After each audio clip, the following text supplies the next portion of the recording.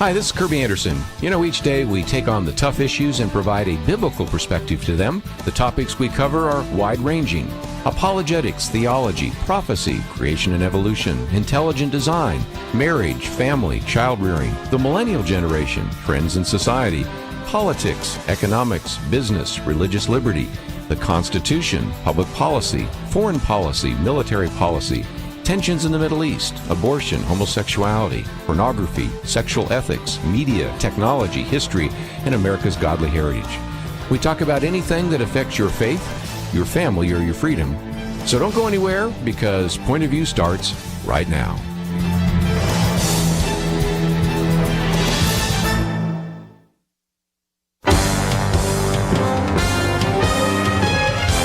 Across America, live. This is Point of View.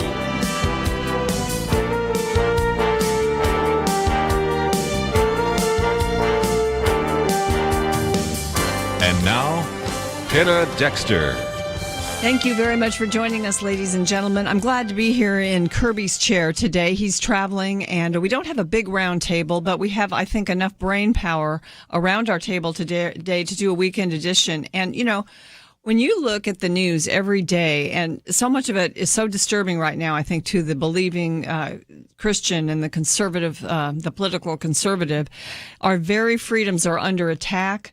And, you look morally, we no longer have a Christian consensus in this country. You look at our economy, even our capitalist system is it's being dismantled, I think, by those in Washington, D.C. right now. If we allow these things to happen, our foreign policy is not what a lot of us would like it to be.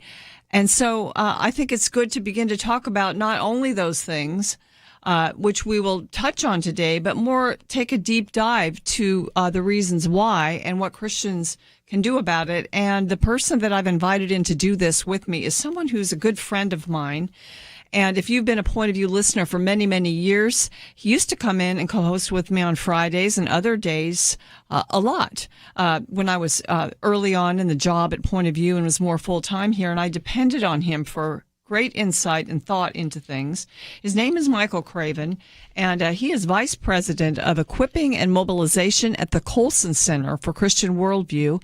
He oversees a program called the Colson Fellows Program, and it's a very important one, which we will discuss. And Michael, I'm so glad you're here. Penna, it is so fantastic to finally be back.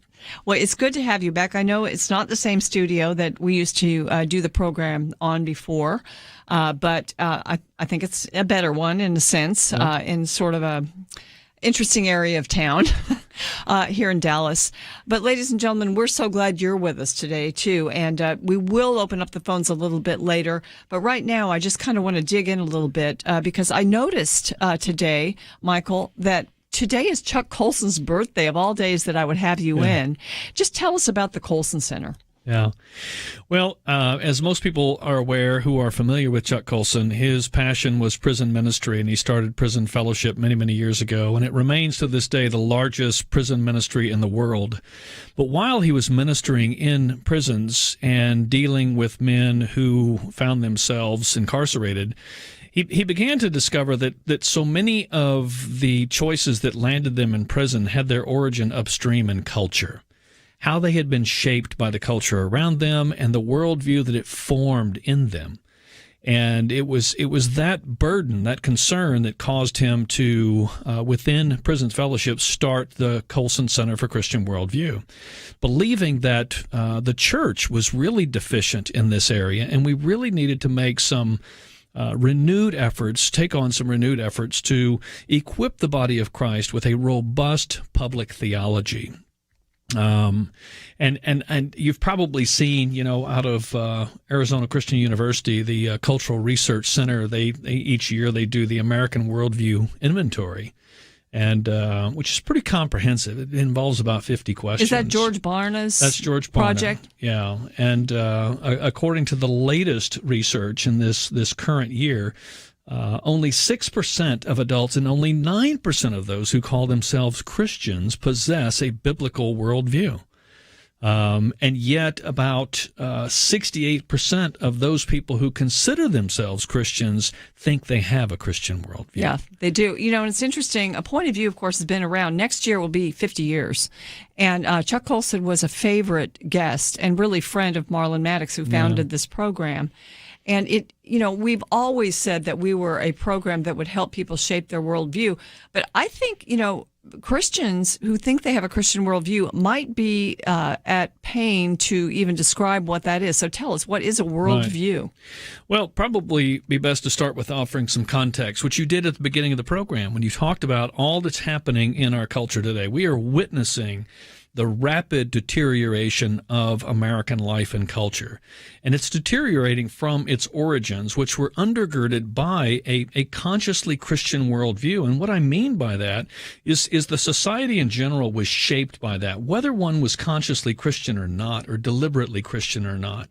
It still was the consensus explanation for reality that everybody could generally agree upon. Yeah. And it shaped our conceptions of politics. I thought it always would be. Yeah, always thought. I think we all hoped it would be. And so as we look at this culture, and we are rightly concerned about the state and direction of our culture, we do have to ask the question, how do we get here? And I think the default answer within the church is, well, we're just being overtaken by secular forces. But I would argue that that is not true. That the culture in which we are experiencing and we are so rightly concerned about is more accurately the result of a Christian evacuation than it is a secular occupation. And where we evacuated was in the realm of ideas. It was in this intellectual understanding of Christianity that did not remain a private belief. We've so privatized the Christian faith that we have nothing to really say of any substance or meaning to the public world. And that is a relatively recent phenomenon. What about, I think that a lot of people thought they were doing that because they were involved in politics. Yeah. Christians, and I'm just totally one of these people. I thought it was an important ministry of mine because I was interested in it. To jump into politics, bring my morality, my Christian biblical morality into it, inform people, help people understand what they can do to change the government, elect the right people, and all of that. That's what Christians have been about. Really, it kind of accelerated in the 80s, but now many on the quote-unquote Christian right are very frustrated because we feel that perhaps our efforts were either misguided or just overwhelmed by the culture, but that's not completely it, is it? Yeah, I think politics is a double-edged sword, especially in our context. We live in a constitutional republic, so when we talk about the government is us. We are governed by the people, and so we have an absolute moral responsibility to be politically informed and engaged. Where we can find ourselves in trouble is when we fall into what I call the political illusion, believing that politics is the instrument by which we can change and shape culture. One of the things that Chuck Colson always said, a man well acquainted with political power, was that politics is downstream of culture. It reflects culture. It does not necessarily create culture. Culture is something that's much more organic. It's much deeper. It's rooted in our conceptions of truth, beauty, goodness, how we interpret reality, how we interpret the human person, identity. All of these things is what forms the culture, and then it in turn shapes things like politics, economics, morality, ethics, etc. So what we're witnessing in American life and culture today is there has been a fundamental shift in the consensus worldview, and it is changing all of our institutions. And the church is fighting at the institutional level to resist this change rather than going to the root ideological and philosophical level to take on these ideas. So I guess one of the questions is, and we'll try to unpack a little of this in the next segment, is how do you do that? How do you gain how do you inform your own theology so that you can be part of the solution rather than part of the problem? So stay with us, ladies and gentlemen. Michael Craven is my guest co-host today. You're listening to Point of View, and we'll be right back.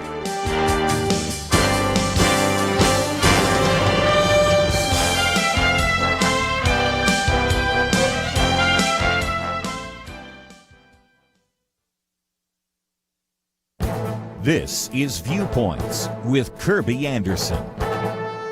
The next time you go to your bank or write a check, imagine the IRS is looking over your shoulder. That's how some have described the latest attempt by the Biden administration to gain even more information about your finances. You would think that your annual tax filing would be invasive enough. No doubt you have heard about legislation being considered that would allow the IRS to review every account that has at least $600 balance or has more than $600 of transactions within a year. Unless you're in a very specific situation, that would mean you and your family. The justification for this invasion into your finances and your privacy is to close the tax gap. That is a phrase that has been used for the last few years to describe what the government believes you should be paying in taxes and what you actually pay in taxes. Early in his administration, President Obama formed a panel to discuss how to close the tax gap. This has led to many commentators to criticize what they call the tax gap myth. And if the goal is to catch wealthy Americans engaged in tax avoidance, why is the minimum amount set at merely $600 instead of a few orders of magnitude higher? We'd also might mention that this is the same IRS that initially denied tax-exempt status to Christians engaged because the biblical principles they listed seemed to align with the Republican Party. And don't think that your financial data is secure. Back in June, I talked about the fact that the hacked confidential tax records of Jeff Bezos, Mike Bloomberg, Elon Musk, and Warren Buffett were released to the public. We can hope that common sense would break out in Congress and this provision would not become law. But if you have more than $600 in a bank account, you should be as concerned about this as I am. I'm Kirby Anderson, and that's my point of view.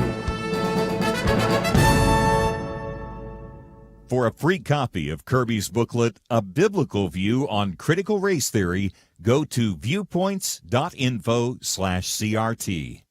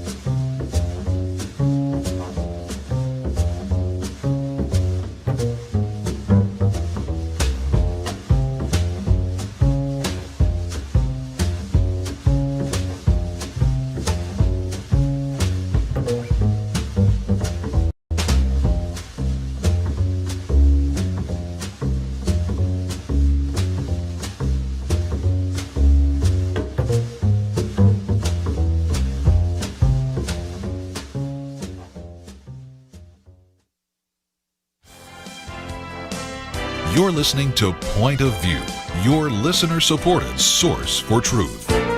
Welcome back to Point of View. I am Penna Dexter. Michael Craven is co-hosting with me today. And, a little bit later in the program, we're going to dig into the issue of climate change because, one reason is that there's this big climate conference coming up in November in Glasgow, Scotland. But the climate agenda is such a destructive agenda, and it's such an anti-God agenda. And so it kind of goes to how we were created and what we were created for. And I think, Michael, I know that you like to point out that that's where we've sort of lost our way in a sense. We don't even know what we were created for. We also don't know what we don't know.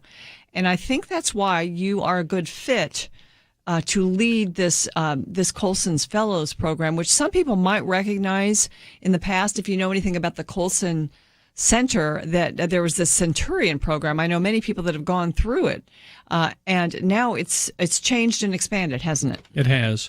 So when the program began 17 years ago, Chuck's vision was to create a program, very intense program, year-long program, to take Christian leaders into a deep dive into the study and application of the Christian life and worldview. And when you talk about Christian worldview, to many Christians today, we tend to think of that as an elective of the Christian faith, one of those interesting subjects that if you're fascinated by or you tend to be lean toward intellectualism, that's for you. But that's not for the average Christian. But if you start to think of worldview the way the Bible talks about worldview, while you'll never find that phrase worldview in the Bible, its biblical equivalent is wisdom. It's knowing how to discern what is true and good and beautiful, to discern the good, perfect, pleasing will of God through the renewal of our minds. And this is something that we are told to seek after as being the most valuable thing, much more valuable than gold and silver and all riches. Right. No matter what it costs you, get wisdom. No matter what it costs you. That's a pretty strong statement from our Lord, No matter what it costs you, get wisdom. So we don't teach wisdom as a polemic, or worldview as a polemic, but we teach worldview as wisdom. And so we're now in our 17th year. When the program began, it was called the Centurions because it was really limited to about 100 students per year. We began to re-engineer that several years ago because we felt like it was so impactful on people's lives that we wanted to expose it to more people. So we sort of democratized it. We changed the way we delivered it. We now have 60 regional cohorts around the nation in which people can participate in their local communities, learn in community, meet each month, process what they're learning. Because as I said, it is a rigorous program, and it takes people to a place that they didn't know they needed to go, intellectually, spiritually, theologically. And what I see, the transformation that I see take place, which I think is so essential in this particular day and age, is the story gets larger. In modern, really in the last 150 years, we've reduced the story, God's story, to the degree that we start that story with the fall.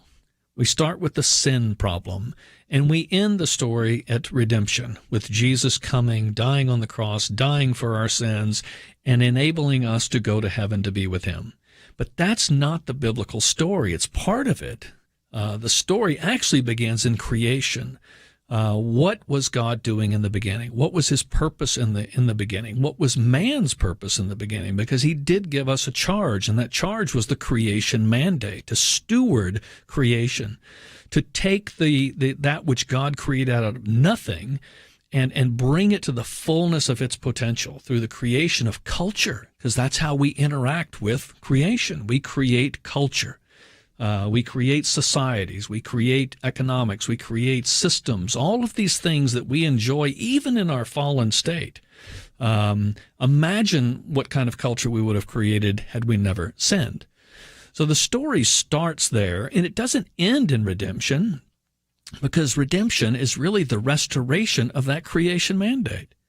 It takes man back to his original purpose. It restores man to his original purpose, and it puts us, it joins us in Jesus' restorative work in the world. So instead of looking at the gospel as something that would get you redemption, but your full redemption would be at the end, at the very end when Christ comes back, this restoration happens now. Now. And it's been happening for 2,000 years.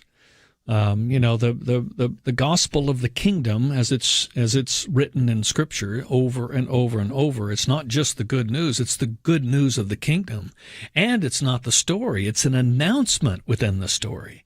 It's the announcement of the inbreaking rule and reign of God through Christ Jesus, that he has come to set right all that sin has set wrong, to make all things new. And that's the future to which everyone is headed, to the whole church is headed.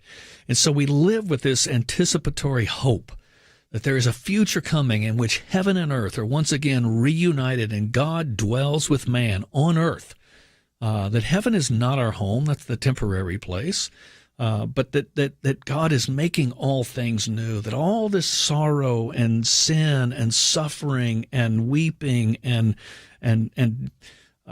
shortage and decline and all the things that keep us up at night will all be dealt with. They'll all be remedied, and they will be no more. He'll wipe away every tear. This is the hope of the Christian, and this is the hope for the world that we are sent into the world to bear witness to. And we do that in large part, not only through our proclamation, sharing the story, but also through our demonstration of demonstrating to a watching world, this is what life looks like under the rule and reign of Christ. Repent and enter the kingdom of God. This is quoting actually a seminar that you conducted recently. The gospel isn't a formula you apply to your life. It's the story you're meant to inhabit. Yes. Yeah, you think about how we have so Americanized our conception of what God is doing in the world. We use this phrase all the time, I invited Jesus into my life. The truth of the matter, the biblical truth of the matter, is Jesus is inviting us into his. So we have to know, what is it that he is doing?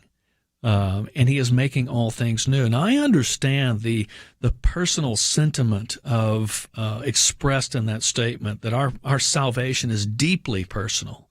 It is deeply transformative. And when we really stop to think about what it is that God has done in our lives individually, it is overwhelming that he would condescend to have such mercy on me, a sinner, and yet he does. But it is, while it is personal, it was never intended to remain private. And we've privatized it. And again, that's contrary to what the scriptures actually teach us, because we're saved out of our isolation and individualism, and we're joined to a people. We become the people of God, the church. We are a community, and our witness is more corporate, according to the scriptures, than it is individual. And, of course, if we look at the first 3 centuries of the church and its unprecedented growth, it's growing 30% every decade, which was just miraculous. It wasn't growing through evangelism. It was growing because this community was living in such radical contrast to the world around it that people were drawn in, and they invited people into this community, and they made disciples. They discipled them. They taught them how to live in obedience to Christ the King. And they transformed not only their community, but the world around them that they touched. I think as we discuss this, we need to give people sort of a clue on how to get, for instance, involved in the organization that you lead, the Colson Fellows Program. How and when? Is there a time for signing up, getting started? And, how long does it last, and how does it work? So it is a 10-month program, and we begin accepting applications every December 1st. The academic year will kick off July 1st. As I said earlier, we have 60 cohorts that people can choose from around the country, 60 cities where we have locations. So people sometimes meet in person, too? More often than not, they meet in person. We have 745 people in the program this year. And if you don't live near a regional cohort, then we have an online cohort option as well. Okay, so it's more just another option, but right. The in-person kind of meeting is the most important. Yeah, that's the most important. That's where. Well, it's the largest collection of Colson Fellows in those 60 cities.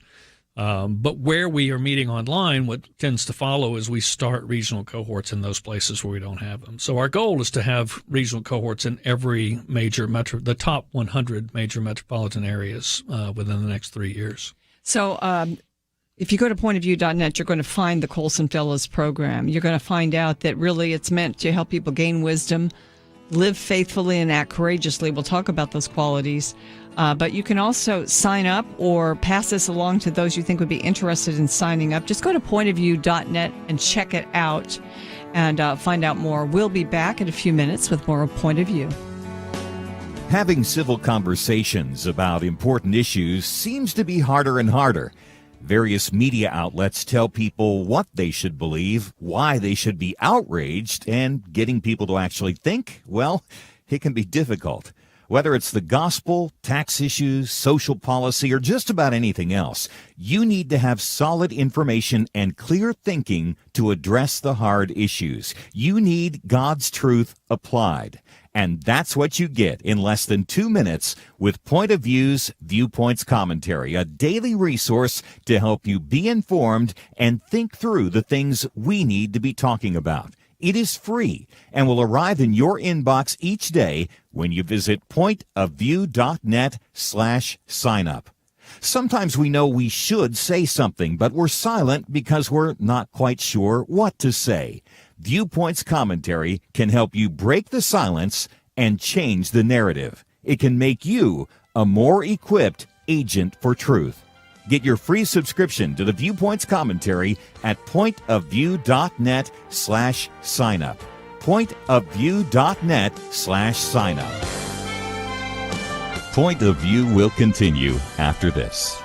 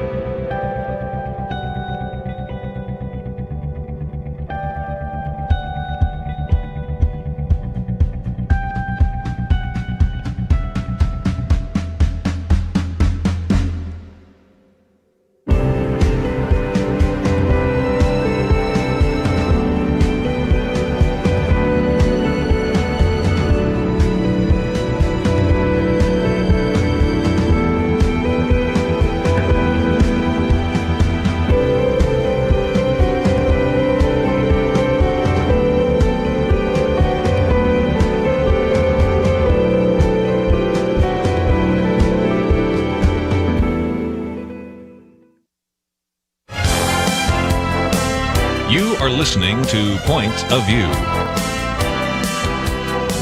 The opinions expressed on Point of View do not necessarily reflect the views of the management or staff of this station. And now, here again, is Penna Dexter. Michael Craven is my guest co-host today, and he runs the Colson Fellows program, and we are talking about worldview and trying to define it, even for people who believe that they have a Christian worldview. And, I think on Fridays, Michael, we often do a lot of news. We try to pack a lot of news in on Fridays. So, the news this week, you talk about the cancel culture, you talk about the mask mandates and the vaccine mandates coming from now the White House. You talk about government spending and the Congress looking to pass a giant program of government spending that will really be contain 3 brand new entitlements. And you talk about the frozen supply chains as one of our issues right now, and the labor shortages that everywhere we go and whatever we do in the culture, it doesn't even seem like America because things aren't working well. We're used to things working well. And so, when I look at this and I see not only the entitlements that are in these spending packages, which now a couple of brave, bold Democrat senators are saying, we're not going there. We're not going to $3.5 trillion. They're trying to skinny it down. So how do they skinny it down? Well, they can either cut money from all the programs, shorten this would be really disingenuous, but shorten the amount of time they're going to fund it at the beginning, but they'll always be renewed. So you'll be spending that money, your children's money, or maybe cut some of them out. But they don't want to cut out these programs because they're all ways of hooking the middle class onto the government. And, we've already noticed that a lot of people aren't working or they're not coming back to work after the tremendous handouts under COVID. So there's something that's going on here that the left is capitalizing on or even creating that is causing Americans, many of them, not to work. Yeah. And that is a very, very bad trend in the culture, isn't it? It is. Well, and it's in all of those things that you listed are, I think, extraordinary examples of exactly what Chuck was talking about when he says that politics and political issues are downstream of culture. So all of these things that are emerging in our culture, in which we are engaged in these political contests over, really, if you think about it, what they are is they are adjustments or modifications to what those of us who are Christian and have a Christian worldview would argue are creational norms. So, for example, we know that the Bible speaks clearly and frequently about work, personal responsibility, that we're not to live dependent upon the state or any other institution. We are to exercise personal responsibility for ourselves and for our families.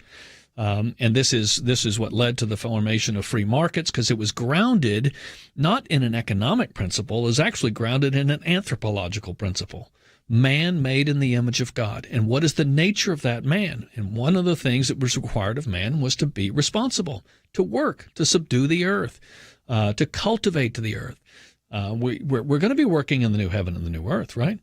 So all of these things ultimately get down to creational norms. This is where a worldview proves invaluable, is understanding what are God's creational norms, and can we affirm them? Can we advocate for them? Can we offer an apologetic, so to speak, that advances these creational norms? I know in the last couple of election cycles, I've been so frustrated at the Republican Party's complete inability to offer a moral argument for free markets. Yeah. Just totally incapable of offering a moral argument for free markets. And we're losing the debate. And not surprisingly, people are going, well, we like the socialism stuff. It seems pretty good. It seems pretty moral that you're going to take care of all of us.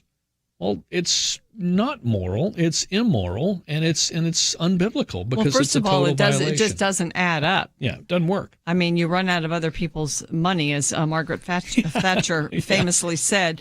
But, I think, and I posted something from the Daily Signal today, more bad policies and government spending will worsen the labor shortage.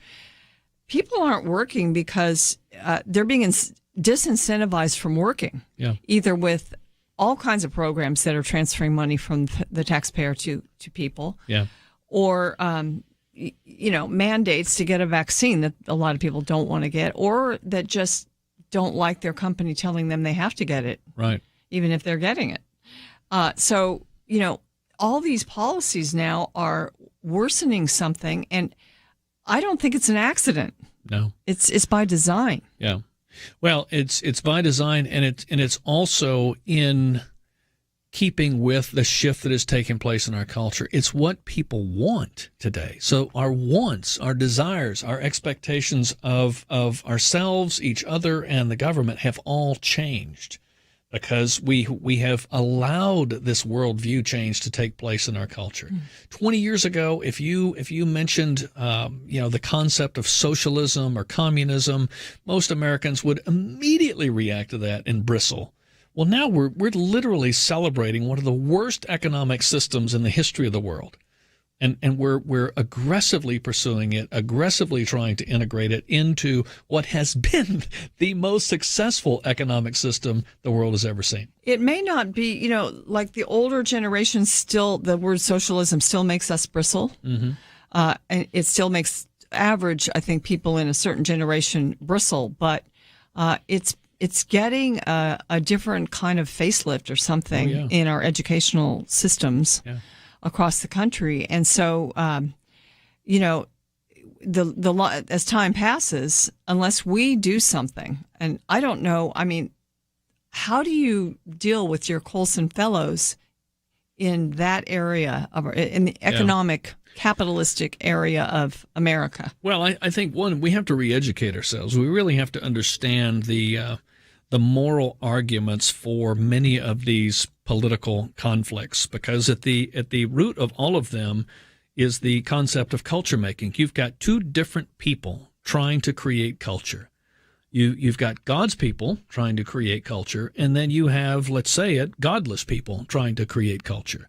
This is at the root of every conflict unfolding in our culture today. And what we need to do in the church is we need to be able to better articulate why this view is not only good for me, it's good for you. It's good for the world.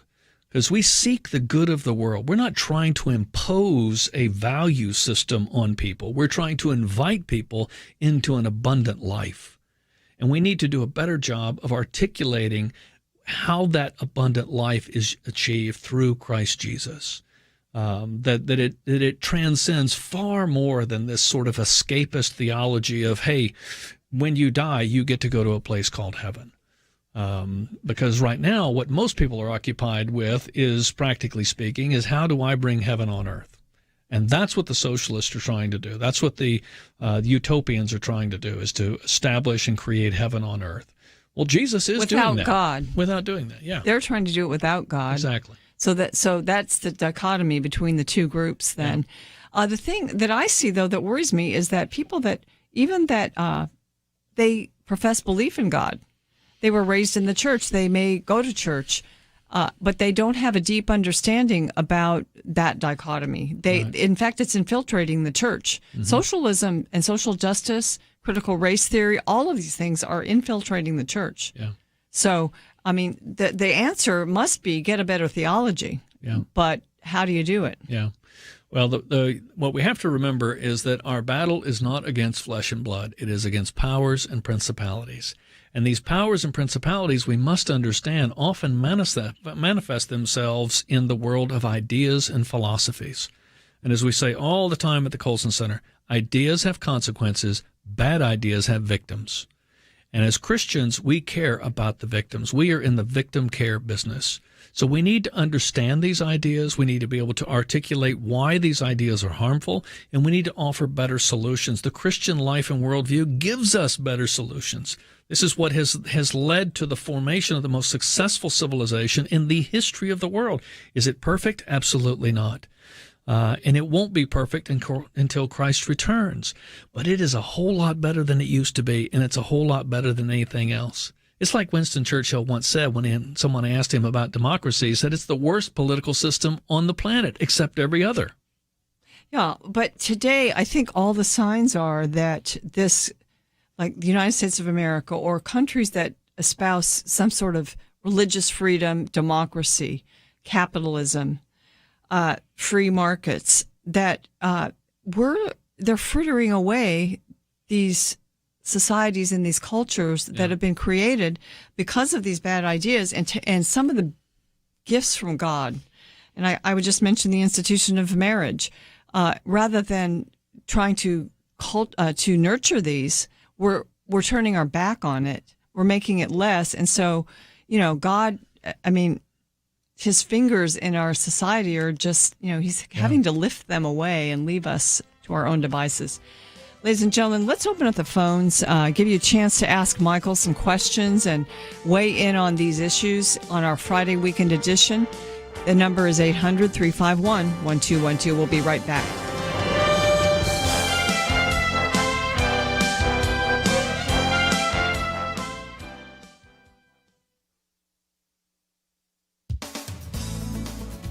The left's massive social spending bill may be pared back in order to pass, but proponents of the new entitlements created by this legislation are not letting them go. They are simply reducing the price tags of initiatives by shortening their duration, knowing that Congress will be afraid not to renew them down the road. The left is not about to give up any of the socialist policies it is stuffing into this bill. One of these is paid leave. The bill proposes paying up to 12 weeks of leave, not just for new mothers, but for all workers, including the self-employed. The plan pays, on average, 2/3 of the wages of an employee taking time off to care for a new baby or someone related by blood or affinity. More and more employers are initiating paid family and medical leave benefits as a way to attract employees and reduce turnover. To help employees cope with the COVID-19 pandemic, many companies made existing paid leave policies more flexible and generous. But under this proposal, government would step in and take over the benefits private companies now offer, loading the costs onto the backs of taxpayers. The Wall Street Journal predicts that no company will start a private program if this bill passes. The Journal points out that government leave programs end up helping middle-income folks who can live on partial pay. Two parents, each earning 6 figures per year, could each be eligible for more than $1,000 per week for 12 weeks.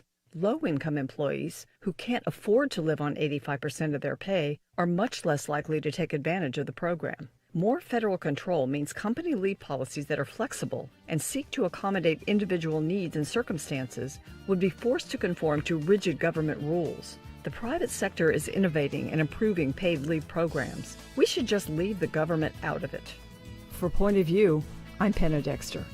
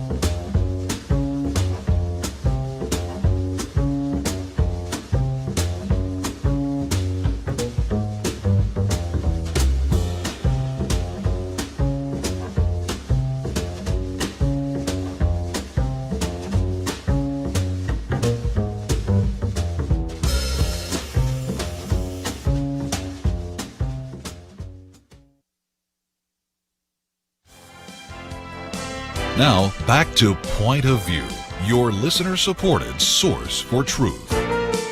Taking your calls here at Point of View, our weekend edition, 800-351-1212. Michael Craven, who is in charge of a great program, the Colson Fellows Program.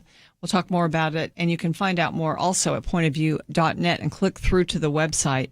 But let's take some calls on these issues that we've been discussing. Shelby is in the state of Georgia. Shelby, thanks for calling in. There you are. Hi. Hi. I was calling to say, why isn't the churches doing their job and supporting people that can't support themselves, like people with disabilities? Because there's certainly needs out there, aren't there? Yeah. Yeah. Shelby, that's a great question. And, you go back to the 1950s when the poverty rate in this country was relatively low. Economists have estimated that if the church had taken on the poverty problem at that time, that they would have been more than sufficient to solve and bring remedy to the poverty problem. But we didn't. And some of that has to do with the way we began to rethink our role in the world. We abandoned these social aspects of the gospel in the wake of the debates that took place in the early 20th century between the liberals and the fundamentalists, the Christians that were trying desperately to hold on to and preserve Orthodox Christian faith. And the liberals, the modernists, were trying to strip Christianity of all of its supernatural truth, reality. They were completely re-editing the Bible. But what they were attracted to on the left were the social dimensions of the gospel. These became known pejoratively as the social gospel. And the conservatives, in an attempt to defend orthodoxy, surrendered the social dimensions to the left and said, well, then we'll hold on to the salvific dimensions of the gospel. And I put it this way. It resulted in a bifurcation of the gospel in which the left said, well, we'll take the kingdom without the king. But the conservatives said, fine, you can have the kingdom, we'll keep the king without a kingdom. And that's where we found ourselves going into the 50s. So all of our historic efforts into that were social, societal, where we were dealing with the poor, widows, orphans, caring for the world around us, we began to sort of shrink and focus only on evangelism. And that's where we've been really for the last 50, 60 years. And in doing so, we've withdrawn from our responsibilities given to us in the creation mandate.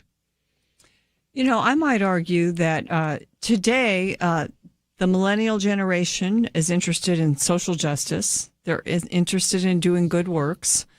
And then we have the whole movement to combat racism, that, all of this now are sort of, the church is mulling it over, but in many ways, the way it's being implemented is Marxist. Right. And it's not, some people's, I think, hearts may be in the right place, but they are allowing the church to be infiltrated by anti-God ideas.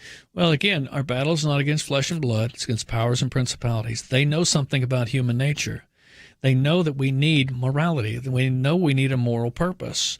And their goal has always been to jettison God's moral purpose in man and replace it with some human-centered alternative. Well, that's what's happening. We're seeing emerge around us a human-centered moral system that has nothing to do with the holy God.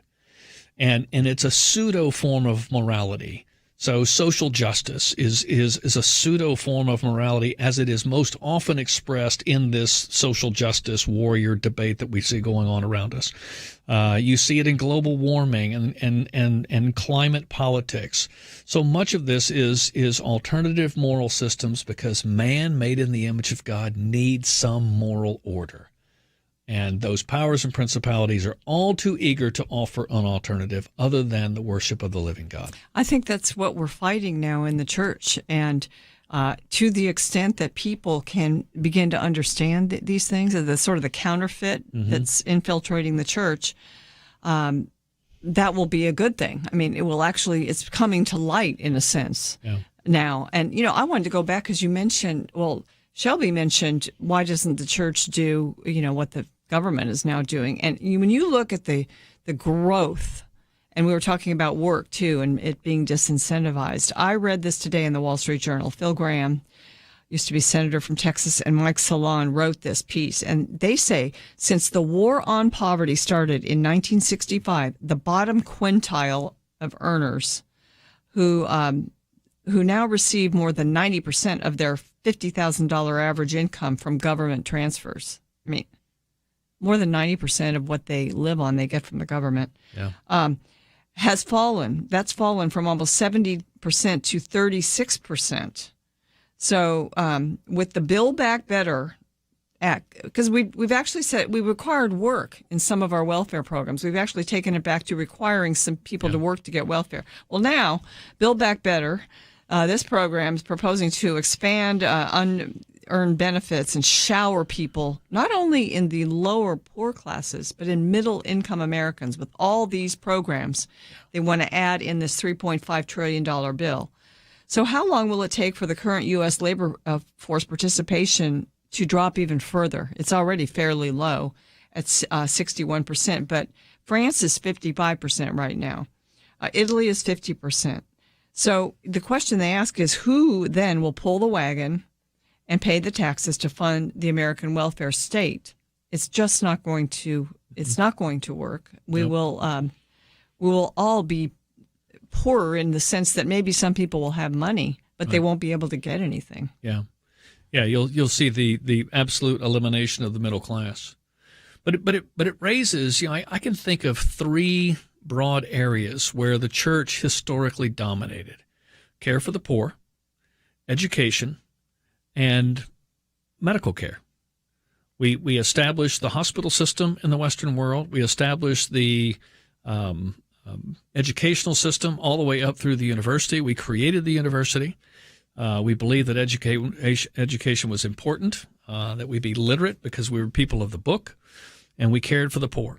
And those three areas, all three been corrupted. Yeah, we've abandoned them. We abandoned them, and the state then necessarily takes over, and they are never going to do the same job that the church is commanded to do.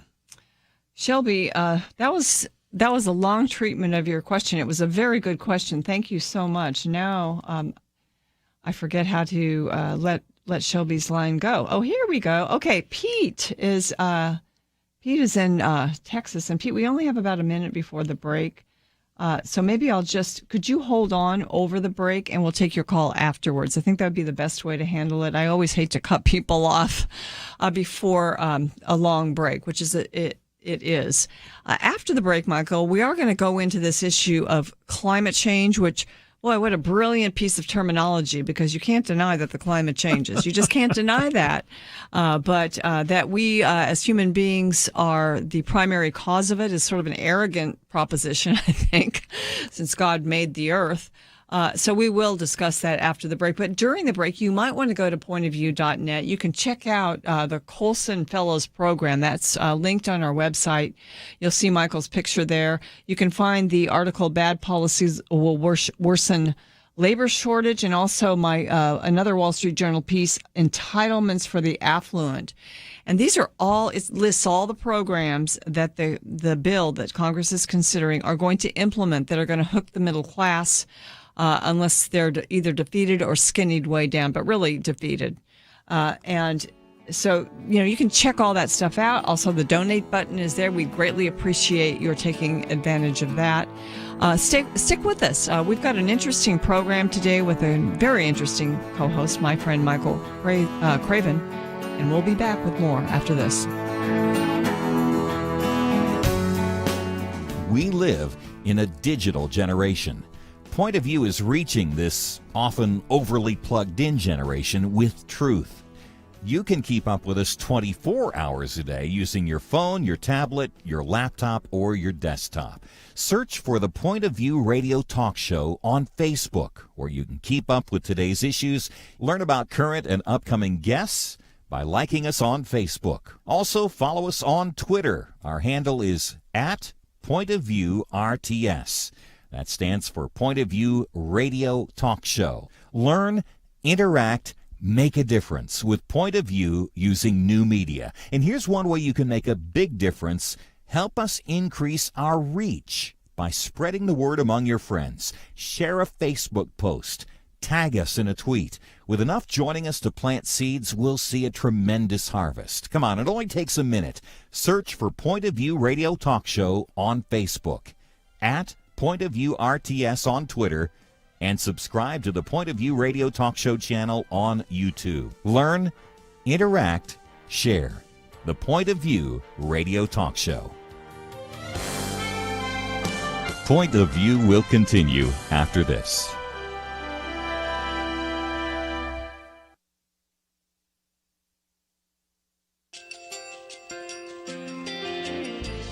I just want to thank you so much for all the wonderful programming you have. You're just absolutely fantastic. I recently started listening to Point of View, and I really found it interesting because of the different subjects you cover. Thank you for that. I really appreciate everything that you do in keeping us informed. Thank you, Kirby, for everything that you have been doing. I appreciate all the work that you're doing, advocating for the Word of God. Thank you so much. Point of view, I think, is absolutely necessary because it's a Christian perspective, a biblical worldview perspective, and receive very current, up-to-date information about what is really going on, week to week in our culture, which is changing so rapidly, and yet it's morally sliding backwards. Yeah, I'm just, first of all, I thank you guys. Y'all's program is wonderful, and enjoy it every day. I learn so much every time I listen to it. Point of View Radio Talk Show.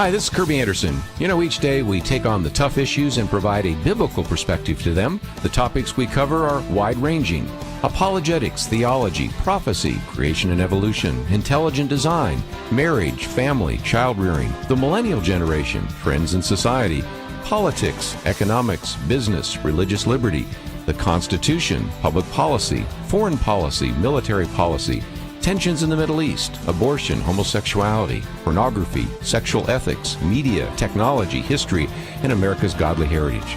We talk about anything that affects your faith, your family, or your freedom. So don't go anywhere, because Point of View continues right now.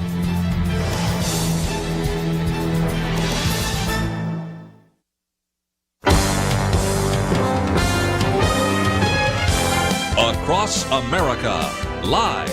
This is Point of View.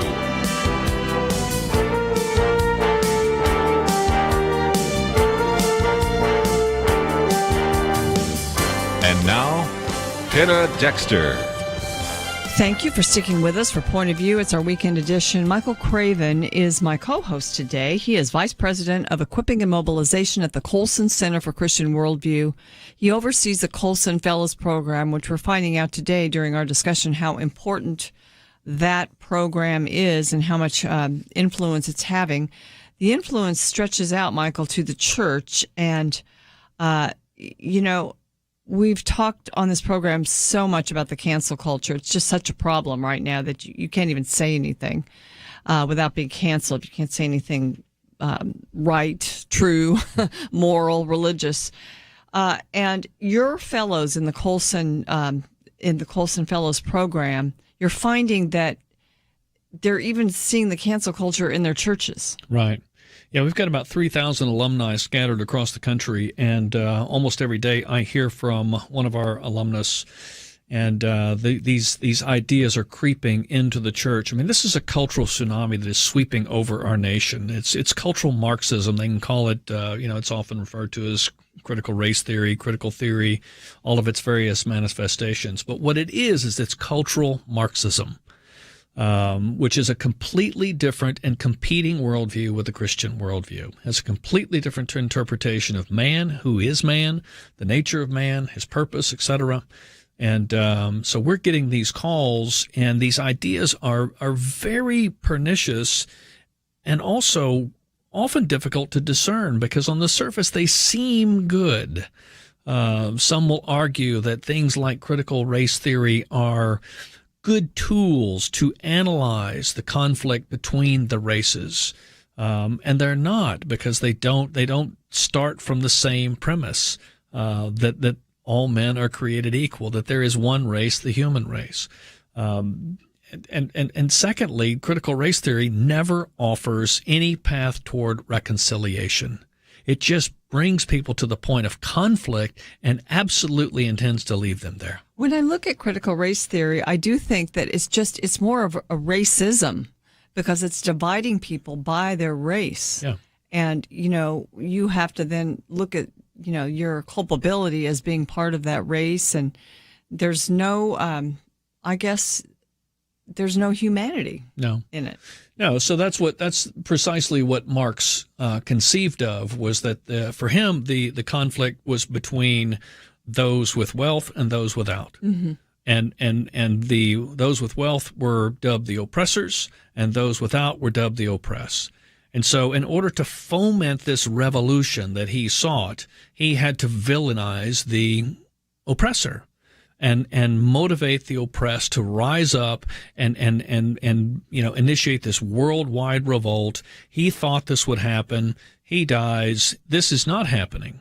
And so this group of German Marxists in the 1930s are recognizing that, wait a minute, what we're seeing happen is as capitalism spreads, free markets spread, people are working and actually building better lives for themselves. They're not finding themselves working in intolerable positions and conditions like Marx theorized they would. Instead, they're building happy lives, abundant lives for themselves. So they said, we need to reconceive of how we promote the Marxist ideology. So they shifted from economic Marxism to cultural Marxism. Mm-hmm. Let's exchange the economic oppressor with a cultural oppressor. And that could be anything from racial oppression, sexist oppression, ageism, whatever you could conceive of, they conceived of. And it made its way into American universities beginning in the late 1930s with the rise of the Nazis. They fled Germany, came here, and it's been percolating in our universities ever since. And now we have a whole generation of kids that have been inculcated, indoctrinated with this nonsense. And it's broken out. It seems like it's broken out suddenly. It really hasn't been sudden, but it's broken out suddenly. And I think if there's a silver lining to COVID, parents started getting wind of it. And they saw, maybe they listened to classes online or whatever happened, but parents now are, they maybe can't explain what critical race theory is, but they certainly don't like what they're hearing. And they don't want their children to be apologizing for the race that they were born in or turn them into little Marxists. They don't want that. Yeah. And, of course, they're terrorists now, according to our U.S. Attorney General, for feeling that way. Yeah. So there we are. Yeah. Yeah, and of course they're right in responding to the very notion that the state has authority over our children, over and against our own authority as parents. But that's what the Marxist ideology advances. So I want to get to just a key topic. It's almost like a weapon that's used by Marxists, I think, to get control not only in the country in America but worldwide. It's a worldwide agenda, the climate change agenda. It used to be called the global warming agenda. And then at some point, we started looking at what was happening, and the planet maybe was warming in some places a little bit or, not in others. And the warming wasn't really causing that much damage. And global warming was not a very apocalyptic tool to use to gain socialist control over the world or over governments. So they changed it to climate change. At least that's my assessment of it. Yeah. And now we have this climate change agenda. And one article caught my eye this week that Biden's, I guess it's not really Biden, it's this study that 4 in 10 young people fear having children now due to the climate crisis. So, we need families. We need families to populate our nation. But 4 in 10 young people aren't having kids because they don't really want to bring their kids into this world. Yeah. That's a little scary. And what also is scary is that we're sort of hurting our energy picture with this global warming agenda and this climate change agenda. We're actually making ourselves energy poor. Yeah. And so, where do you place all this in? Well, again, this takes us back into these very, very complex worldview conflicts, and to understand the green movement and its aims, you have to go back to the beginning, and it really begins with a different anthropology. Christians believe that man holds a special place in creation, that he is preeminent in creation, that he is created for the very purpose of stewarding creation, that he is to exercise dominion. The green movement has a very different anthropology. In fact, Paul Watson, who was the co-founder of Greenpeace, once said that human beings were invaders who are spoiling the planet for animals, insects, and plants that are its rightful inhabitants, as if we weren't. So this is the genesis, and he even went so far as to call for the global population to be slashed from 6.5 billion at the time to 1 billion. Now, I don't know how he intended to do that, get rid of 5.5 billion people, but it gives you some insight into his anthropology and his view of the human person and human dignity.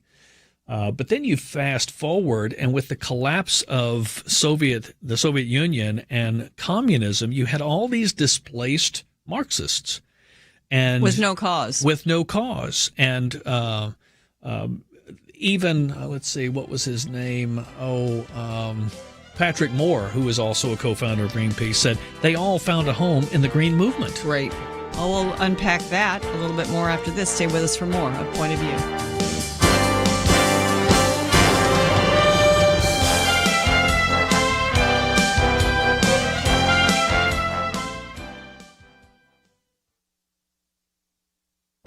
This is Viewpoints with Kirby Anderson. The next time you go to your bank or write a check, imagine the IRS is looking over your shoulder. That's how some have described the latest attempt by the Biden administration to gain even more information about your finances. You would think that your annual tax filing would be invasive enough.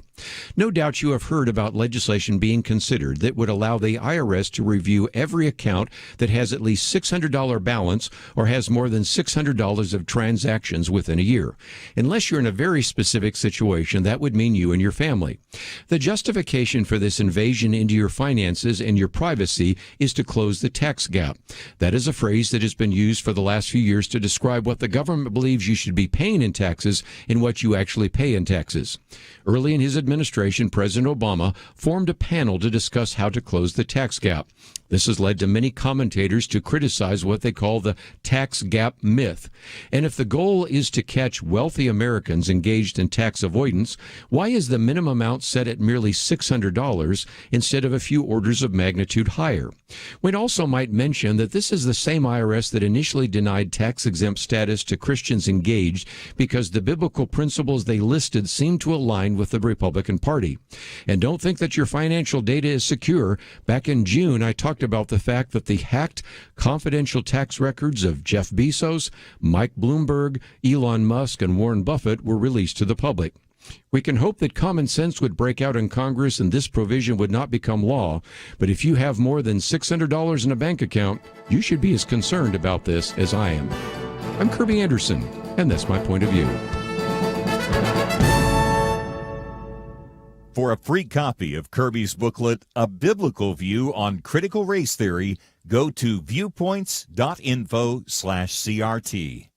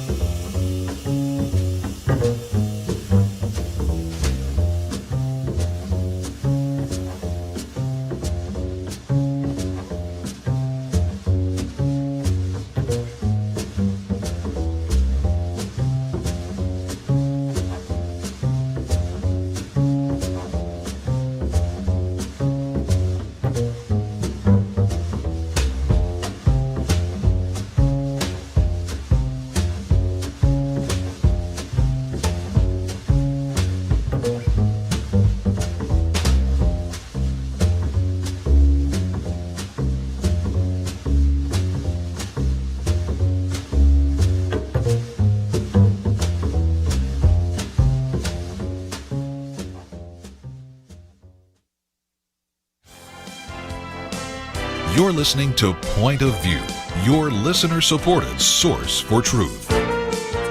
Welcome back to A Point of View. Just on the issue of the climate, there's one guy that's been writing in the Wall Street Journal recently, and it's sort of in the run-up to this climate conference. And these climate conferences all often do a lot of damage, like the Paris Agreement that Trump tried to get us out of and President Biden's trying to put us back into. But Bjorn Lomborg, he's a scientist, and he's the president now of the Copenhagen Consensus, and he writes about the true effects of climate change.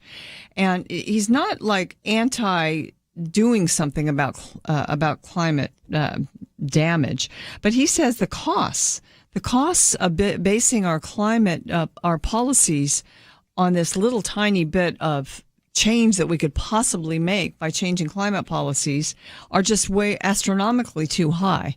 And so, he uses a real quick article in the journal every week with a little chart to show the economic damage that these policies would do are much greater than what most voters would tolerate.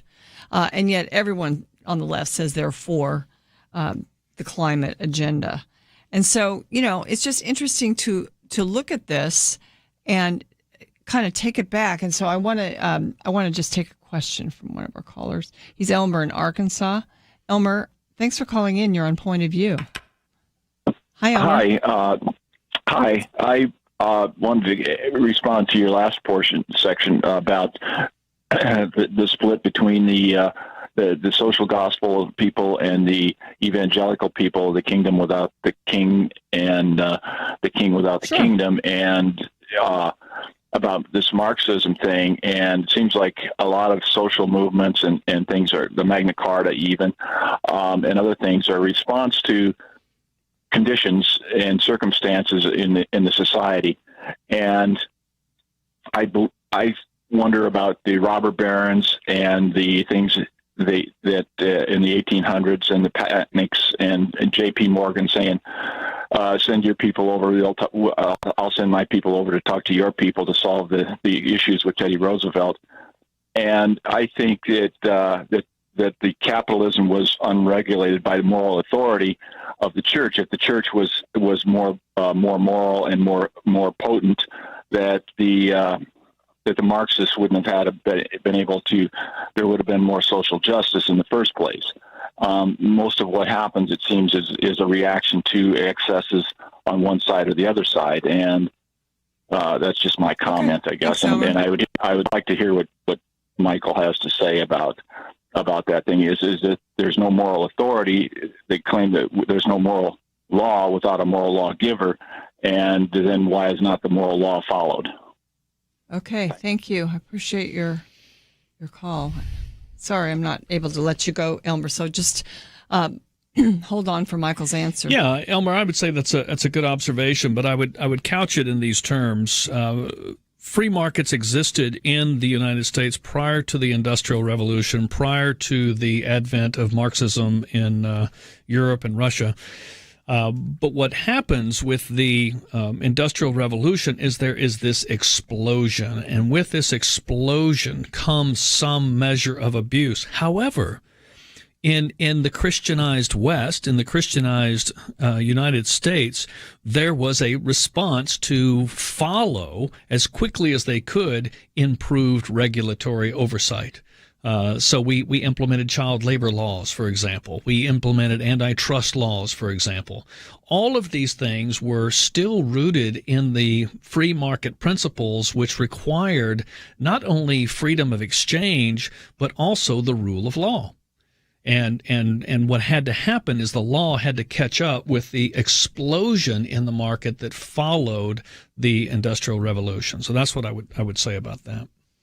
Michael, let's go back to the climate a little bit, because we just kind of laid the groundwork. But I'm thinking, a lot of times when that becomes your central working topic in sort of planning things, you do get sort of a mini central planning government that's based on what's good for the environment. And progressives get really panicky. Yeah. They say that if they get enough money, if they get enough power, and now they're working through legislation to try to get that, they can lessen the bad effects of climate change somehow. But really, they want to re-engineer the economy. It's a way of getting control of the economy. And as you said, it grew and rose up as we lost the Berlin Wall and as the former Soviet Union communism fell there. Yeah, there was an explosion of Marxist ideas penetrating the Green movement at the end of the 80s, early 90s, because it was discovered this was an ideal vehicle for opposing capitalist expansion or free market expansion, is you could just put up the climate impact blockade to stop it. And again, man who rejects the morality of God must replace it with some other form of morality. He needs a moral order. This became his moral order. The highest moral cause is the salvation of the planet in the mind of the climate change advocates. And that doesn't mean that we are not to exercise stewardship. Do not hear what I'm not saying. We have an ecological responsibility to the planet, to be sure. But I would argue that in the free market West, again, we have suffered abuses, but then there tends to be a reaction to that abuse. We figure out ways to solve our environmental impact. You grew up in Southern California. Mm-hmm. Well, 30, 40 years ago in Southern California, one could hardly breathe because the smog was so bad. Well, it's not that way anymore because we cleaned it up. We responded. We implemented regulations. We implemented requirements. But we were also motivated to do that. We weren't necessarily forced to do it by judicial fiat. We wanted to do it. We recognized, wait a minute, this is a problem. The air is brown. You can't see through it.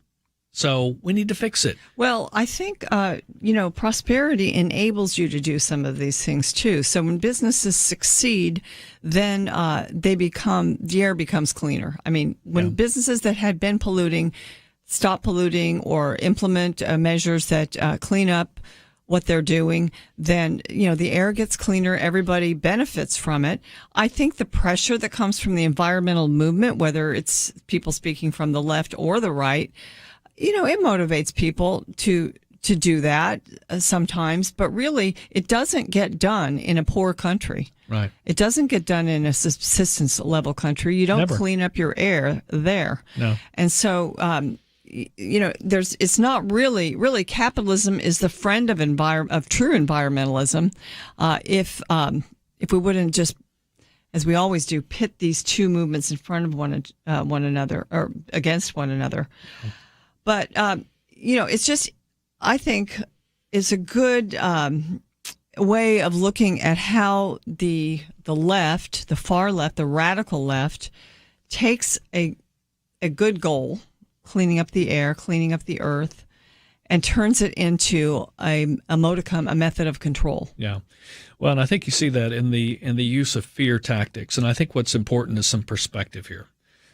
We have been trying to measure the temperature on a consistent basis since about 1850. So that's about 170 years. Yeah, around the world. Yeah, around the world.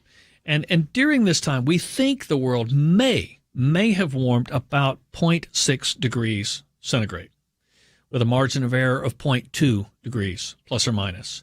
So most of the climate change community has agreed that since 1988, that global mean temperatures have increased about 1 degree Fahrenheit, or roughly half degree centigrade, over the past 100 years.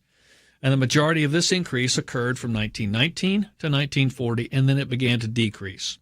And then in the early 1970s, it increased again.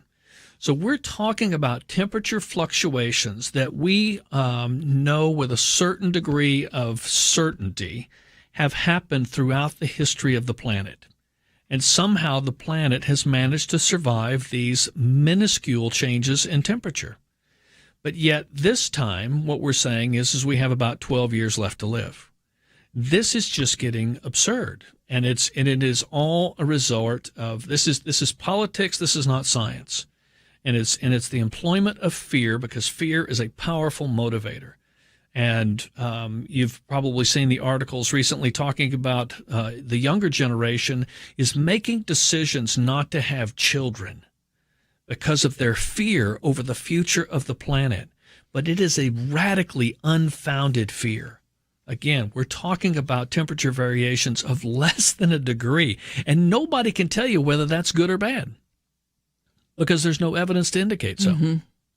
So. It's interesting because here we did post one of these articles just to show this recent study that came out, and it showed that 6 in 10 young people ages 16 to 25 were very or extremely worried about climate change, according to the biggest study published this last week. Similar numbers said governments were not protecting them. Guess what? People are asking for governments to protect them. Stay with us. We'll be right back. Issues seems to be harder and harder. Various media outlets tell people what they should believe, why they should be outraged, and getting people to actually think, well, it can be difficult. Whether it's the gospel, tax issues, social policy, or just about anything else, you need to have solid information and clear thinking to address the hard issues. You need God's truth applied. And that's what you get in less than 2 minutes with Point of View's Viewpoints Commentary, a daily resource to help you be informed and think through the things we need to be talking about. It is free and will arrive in your inbox each day when you visit pointofview.net/sign-up. Sometimes we know we should say something, but we're silent because we're not quite sure what to say. Viewpoints Commentary can help you break the silence and change the narrative. It can make you a more equipped agent for truth. Get your free subscription to the Viewpoints Commentary at pointofview.net/sign-up. pointofview.net/sign-up. Point of View will continue after this.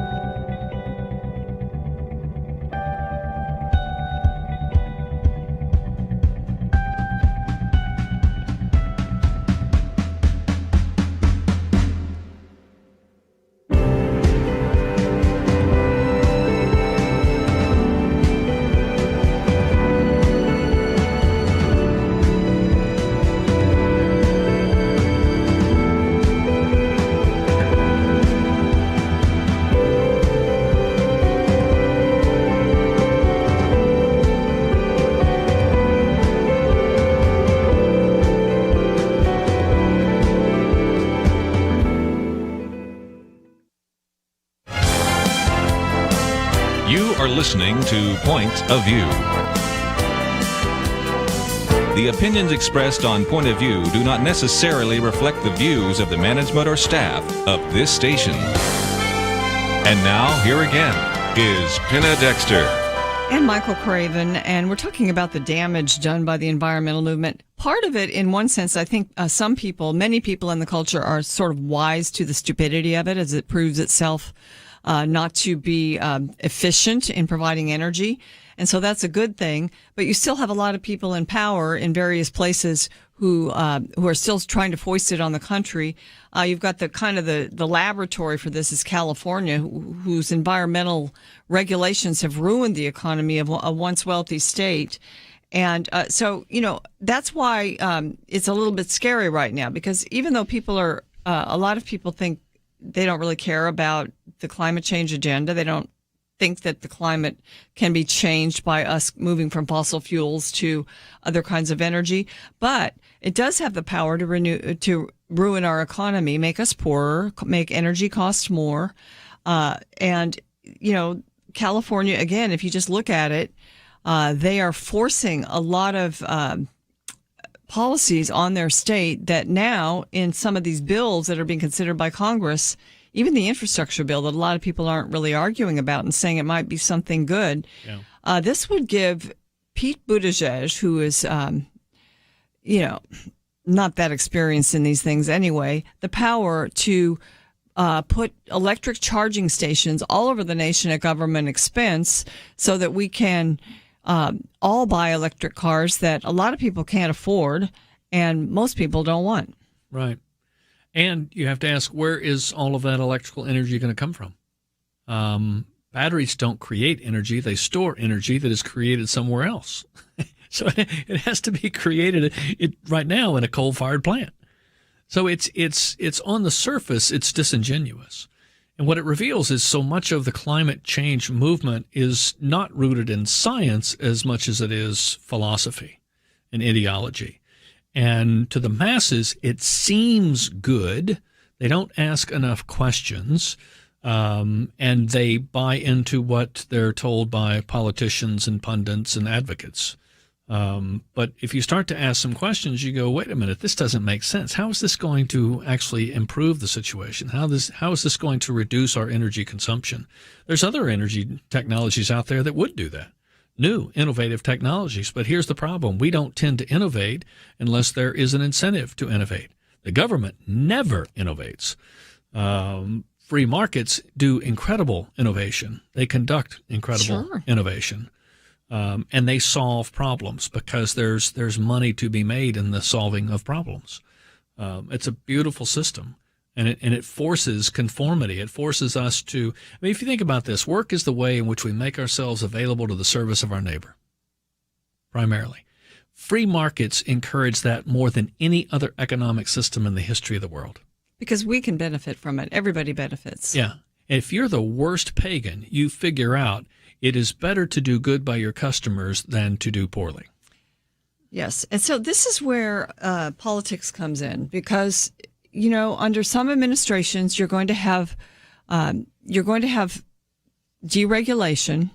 You're going to have what works, what actually heats our homes and fuels our cars will be what actually works and what's the cheapest, rather than government saying you have to use wind and solar, which is unreliable and more expensive and really isn't environmentally friendly. I mean, windmills are pretty ugly and they take up a lot of space.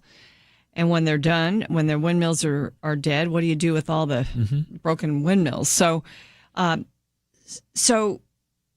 we just, I think we had a government just under the Trump administration, for instance.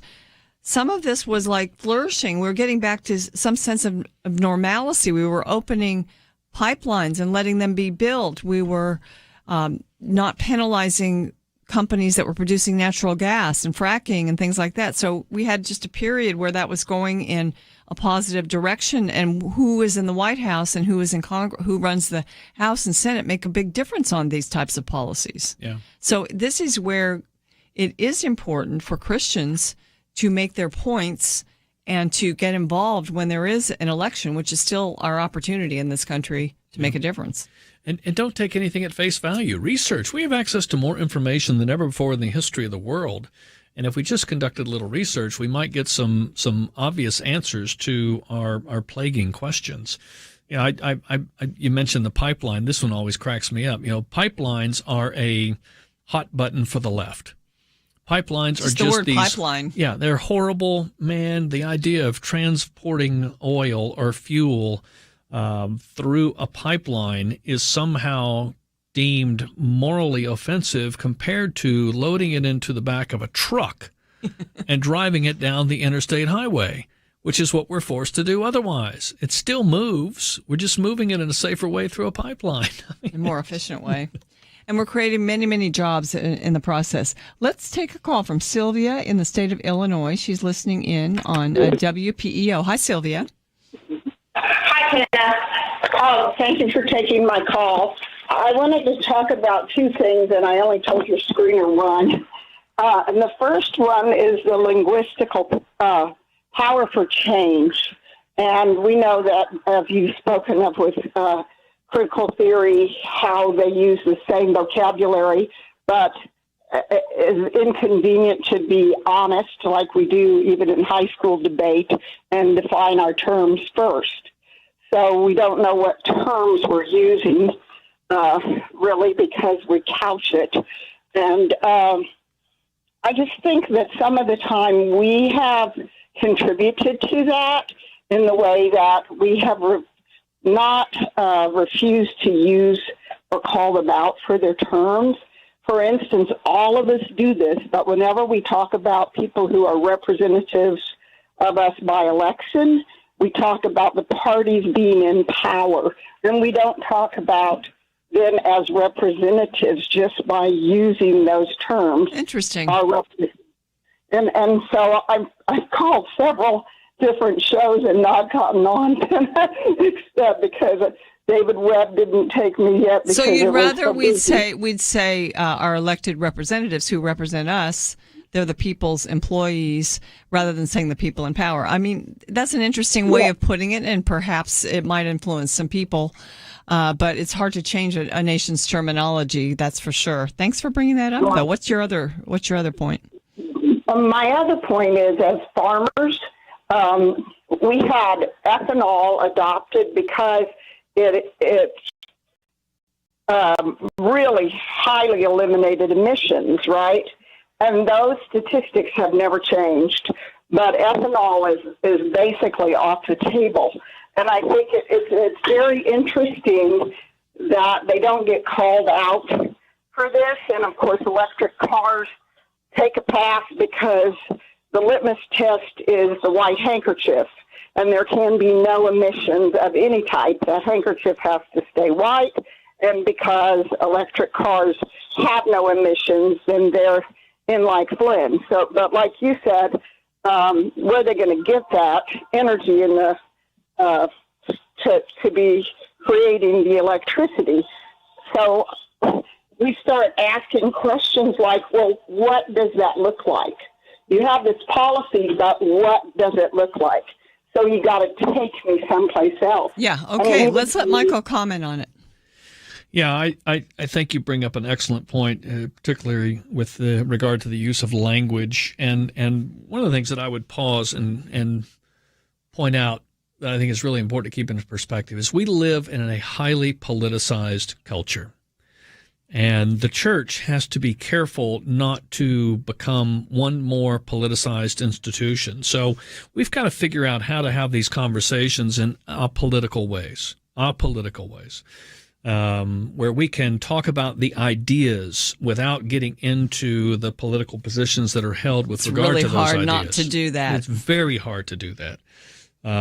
We do not want to be necessarily associated with one political party or another. We want to be we want to be people that have an interpretation of reality that corresponds to reality, and we want to be able to demonstrate that correspondence. We want to be able to communicate that correspondence. Here's how the world is intended to work, and have people think about these things, and move beyond this incredibly polarizing politicization that has taken over our country. I mean, I was listening to or read, I think it was General McChrystal yesterday, said, I'm not worried about terrorists. I'm worried about a civil war. And I thought, a lot of people are. I don't know that that's an unfounded worry, sadly. And the church needs to be working desperately to avoid that circumstances, that scenario. And I think this is one way we need to do it, is we need to speak in all political terms. But in order to do that, we've got to know what we're talking about. We've got to recover a robust public theology that informs everything in life and reality and communicate it in a way that is winsome. Well, ladies and gentlemen, we've got a lot of response here on the telephones. We'll try to take as many of those calls in the next segment. Stay with us for more Point of View.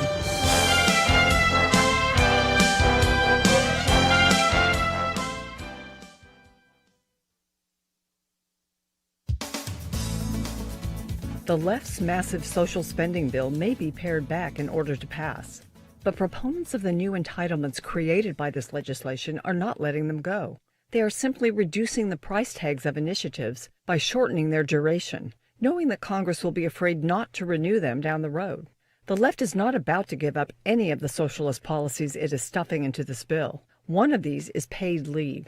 The bill proposes paying up to 12 weeks of leave, not just for new mothers, but for all workers, including the self-employed. The plan pays, on average, 2/3 of the wages of an employee taking time off to care for a new baby or someone related by blood or affinity. More and more employers are initiating paid family and medical leave benefits as a way to attract employees and reduce turnover. To help employees cope with the COVID-19 pandemic, many companies made existing paid leave policies more flexible and generous.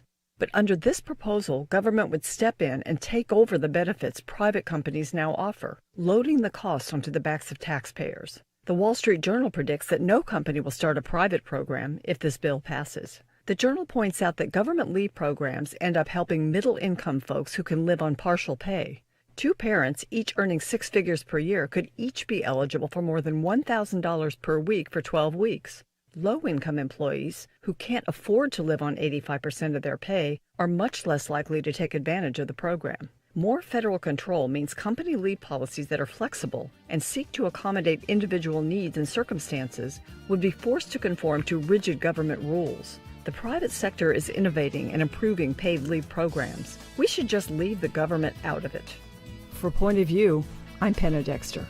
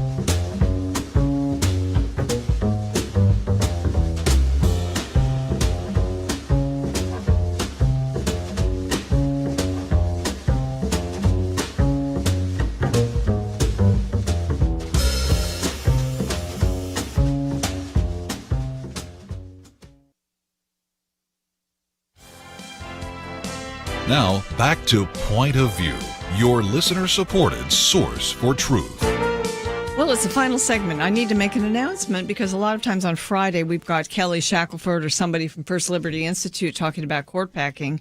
And today, President Biden, he actually appointed a commission to study reforming the Supreme Court. And the commission was doing a 180-day study of changes that you could do. Well, they're scheduled to meet today to submit a final report to the president in mid-November. And it's very interesting because the signs are that what comes out of there is perhaps not what the left expected. Because here again, we can talk about elections a little bit, but a lot of folks on the commission are saying that if there was a decision made to expand the number of justices on the court, it would be seen as a partisan maneuver, you think, according to a non-binding preliminary draft materials detailing the panel's discussion. So I guess they've gotten a lot of input that if you expanded the court would no longer be a court. It would just be another partisan institution in the country. We've been making that point here on Point of View, and perhaps the commission may be coming to that conclusion. Wouldn't that be great? It would be awesome if that happened. Well, let me take a call here. Michael, you can answer this question, I'm sure. Jerry is in South Carolina. Hi, Jerry. Thanks for calling. Hey, I had several points. I got out the first one. They're all science, environmental based. The first is Israel planted a 6 million tree forest back in the 50s, I believe. Ethiopia planted a 20 million tree forest 2 years ago in a day. Both of those, the Israeli forest has radically changed the climate, made a lot more rainfall. It's a great carbon sink. The Ethiopian will be a great carbon sink. Let's comment on that before you go on to another point. Okay. Yeah, that's that's one of the confusing things you hear a lot, or misinformation pieces you hear a lot, is that the earth is being deforested. But the Food and Agricultural Organization of the United Nations actually estimated there's currently 4 billion hectares of forest, which covers 30% of the land surface of the earth. And this is the same as it was in the 1950s. It hasn't changed since the 1950s. And in the United States, annual forest growth today is more than 3.5 times what it was in 1920. So there's been improvement in all of these areas. So that's somewhat of a myth that we are deforesting the planet. You also see the same thing spoken of with regard to the tropical rainforests. And you'll hear that it's been said that an area twice the size of Belgium is now being logged worldwide each year. But people don't realize Belgium could fit into the world's tropical forest 500 times. Meanwhile, the rest of the world's trees, 99.6% of them, are continuing to grow. So, again, we've got to separate philosophy and hyperbole from the facts, as you point out. Okay, Michael, before we get to the end of the program, and as I said, it just went too fast, I think with all the things that are facing us now, and you mentioned that the environmental climate agenda is used to foment fear. The cancel culture certainly is used to foment fear. And now we've got things like vaccine mandates. You have to have the vaccine or you're going to lose your job. Mm-hmm. Fear. I mean, everywhere we look. And, Christians could be fearful right now because the persecution, a lot of these policies are actually persecutory against people that are believers. So, we've got to have, and a lot of times when I write a commentary and I think about it at the very end, I just think we really need courage. Yeah. We need courage today to bring even common sense back, but certainly to bring virtue and the institutions, marriage and other things, to try to still hold those up. Yeah. So how do we get that courage? I know that's probably something that you try to infuse into your Colson Fellows. Yeah, the three things we say is courage, confidence, and clarity. This is what the Christian needs today. And I think it's why we've seen such remarkable growth in interest in the Colson Fellows program. Again, it is an intensive program, deep dive into understanding the times in which we live and helping Christians know what to do, how to live faithfully in those times. It is clear we have long been in a post-Christian cultural context in the United States. We're now entering an anti-Christian cultural context in the United States. And I don't see that abating anytime soon. I think it will get worse before it gets better. But my response to that personally is not one of pessimism. It's one of optimism and hope, because what we see both in history and throughout the scriptures is when God's people suffer persecution, that's when God's people return to him, and we begin to live once again faithfully. And I think we in the church in America need to really begin to take a hard look at ourselves and what we have allowed this faith in Christ to become in this American context. And I think if we did that, we would discover that our Christianity is often more cultural than it is Christian. And we've syncretized these two things. We've syncretized being American with being Christian, being conservative with being Christian. But Christianity stands above all these things. And it doesn't mean that we are indifferent to these things, doesn't mean we're indifferent to our country. We love this nation because of what it represents and primarily the ideals that it affirms and aspires to. We may not always achieve them, but we nonetheless aspire to them. And in a fallen world, that's sometimes the best we can hope for is aspiration, right? But we've got to distinguish between being a follower, a child of the King, a follower of Christ, and what does it mean to live in this world that is fallen and is desperate for hope. And in a time of fear, the church is in the best position of any other organization, institution, people group in the world to offer that hope to a watching world. But if we don't possess that hope, how can we offer what we don't have? And if we don't have that hope, oftentimes it's because we have lost an understanding of what our hope is in. It's not an escape. It's not in moralism. It's not in politics. It's in this promise that Jesus Christ has come to make all things new. And that one day there is a future in which we will live on this earth in resurrected bodies without sin, no more tears, no more sorrow, no more death, no more suffering. This is the hope to which we all live and point, and this is what we need to be pointing the world to. You know, one piece that I just read about courage talked about how, as you said, we have problems. We don't always reach our aspirations. But we face problems if we have courage without fear because courageous people raise up courageous leaders.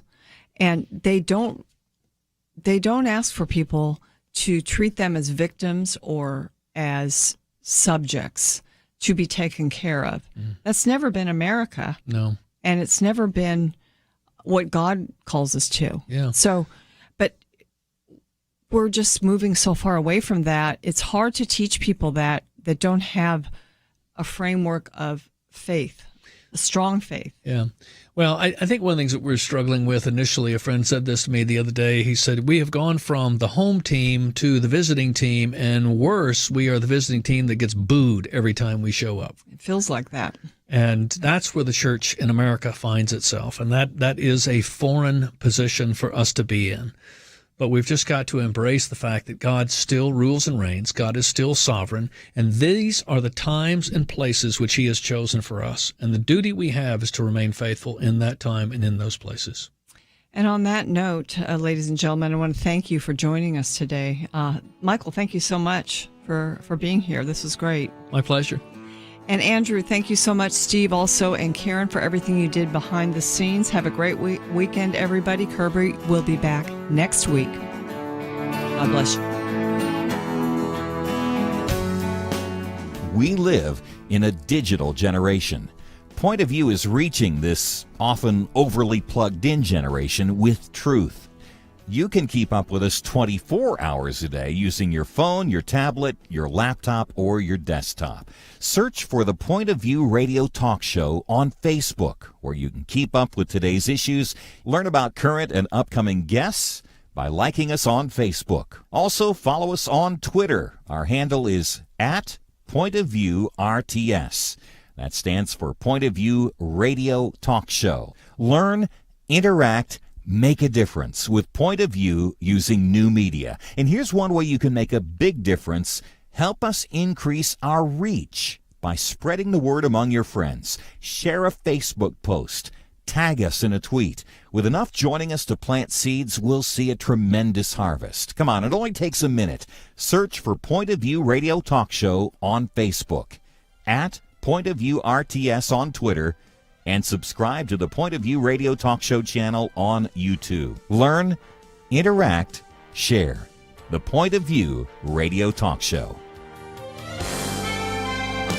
Point of View is produced by Point of View Ministries.